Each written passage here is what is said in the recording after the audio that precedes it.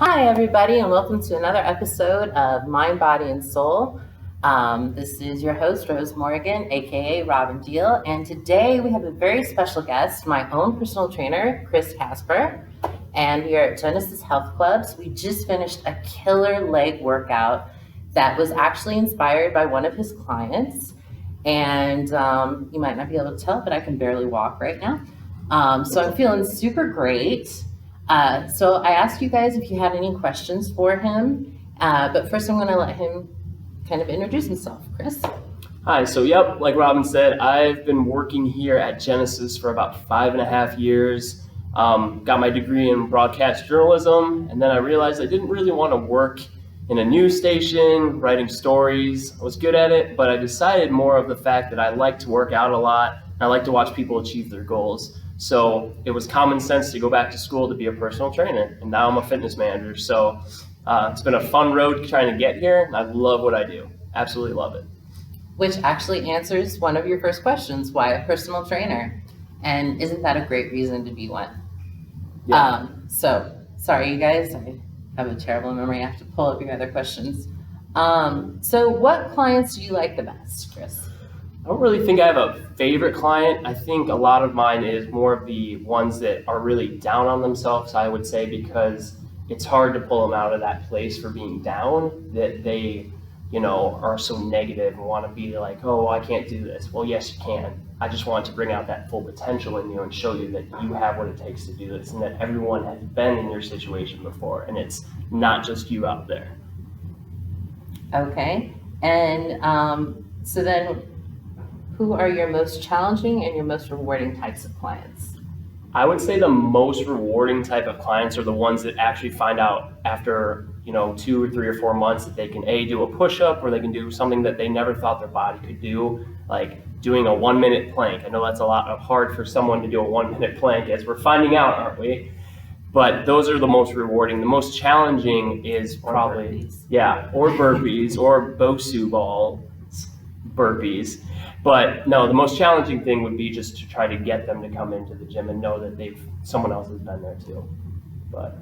And rewarding? Rewarding would be the ones that come in basically that want to have that drive. They've got it already. I just need to keep them accountable.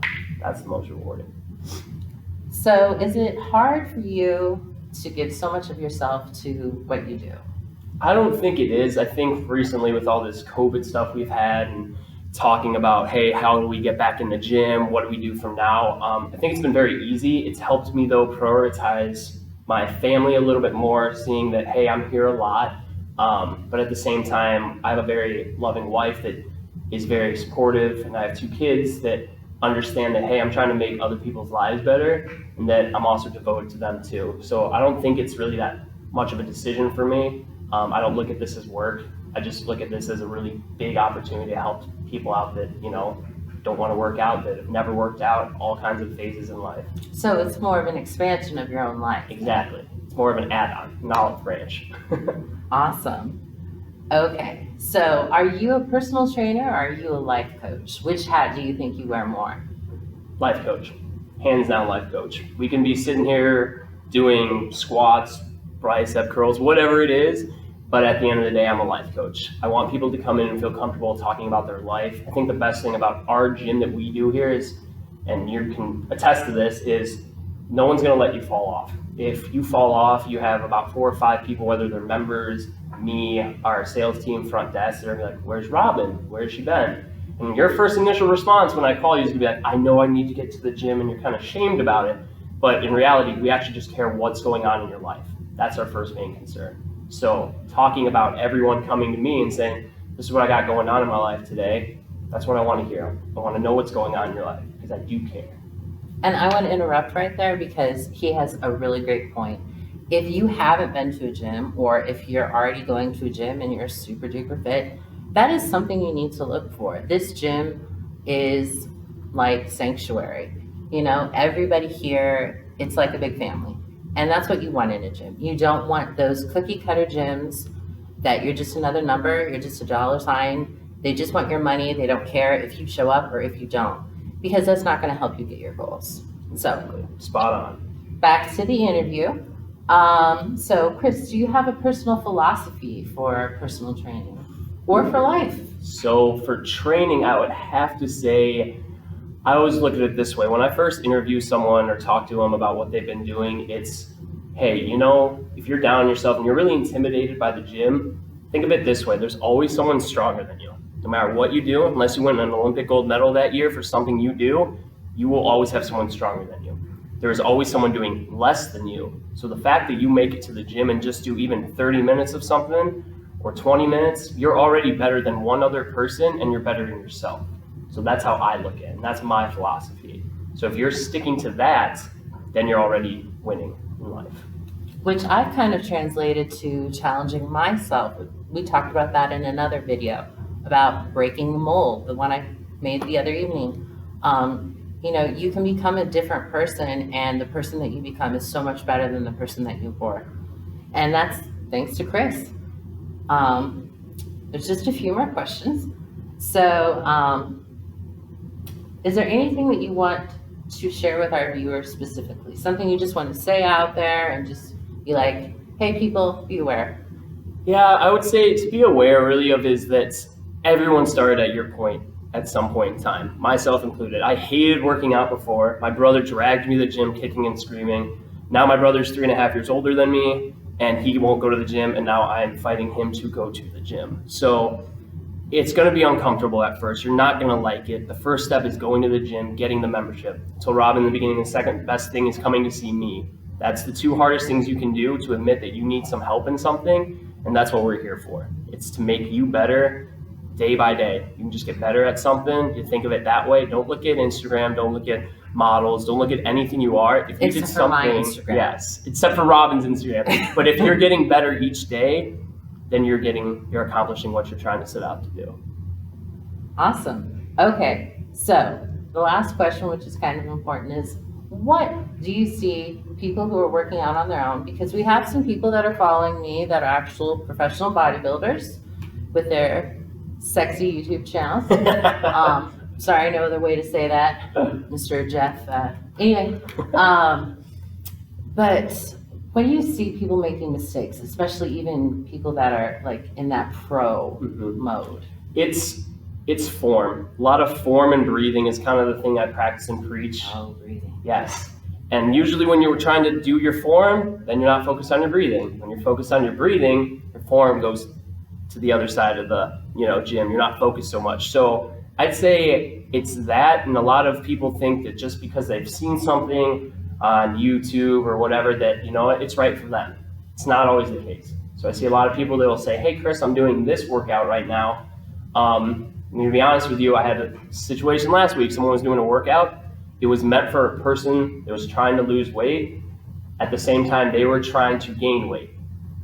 So you can see what I mean. There's a lot of information out there. If you go in and type arm workout for the day, you're going to get millions of searches. It's going to come up. You're going to have all these exercises. They're probably better than maybe what I'm going to prescribe, but it's not going to tell you that, hey, I've had back surgery. Hey, I've had this with my hip. I've done something with my arm. So it may be better, but it may not be catered to what you're focusing on. And that's the biggest mistake I see all the time. It's just because of that. And that's something I've always loved about working with Chris. Chris knows that I have TBI, so he knows, okay, if Robin's getting a little funny here, maybe her brain isn't working right. He knows I've got back issues, been in car accidents, and I have an upcoming surgery. He knows these things. And so he's keeping me spot on, and I'm still getting results. I mean, no, I am not, Miss Sexy Perfect, but I am getting results. In fact, let's go to professional. Chris, what do you think that my results are like compared to when I started? Ooh, mentally wise, very night and day. I could say when Robin first came and met me, it was a lot of concern, a lot of, I'm not so sure about this, if this is going to work or if this is for me. And I can say that is no longer a thing. Now we're into the phase where we're trying to focus on pushing more, asking more of our body, and getting into that mind frame like, I can do this. I need to push through this right now. There's no reason why I can't. And that's the biggest thing from the day we've started till now that I've seen improvement on. You push yourself. You don't give up. If I tell you, I'm like, all right, you got 3 more. We're going to do this and get it done. You're not making excuses. And I think in the beginning, there was more of a chance to make excuses because you were scared. Now we're beyond the excuses. Now you just do, which is awesome. And that's the best thing about you, is that now she just does it. So if she can do it, you guys can definitely do it. Wow, that's a pretty great compliment, isn't it, folks? So you got nothing now. And what about body-wise? Body-wise, I've definitely seen that some definition is starting to creep into your arms. Your shirts are fitting a little bit looser, and I can definitely say your strength has improved, hands down, easily. I'm pretty sure every 2 or 3 weeks, I just notice little things. Even if it's 5 or 10 pound increments, we're going up in weight, it's changing, it's working. You're doing the stuff I'm telling you to do outside to make sure we're ready for the next time you see me. And that's the difference, all right? And we've also built something inside me that I thought I lost a long time ago, and that's trust. I trust Chris.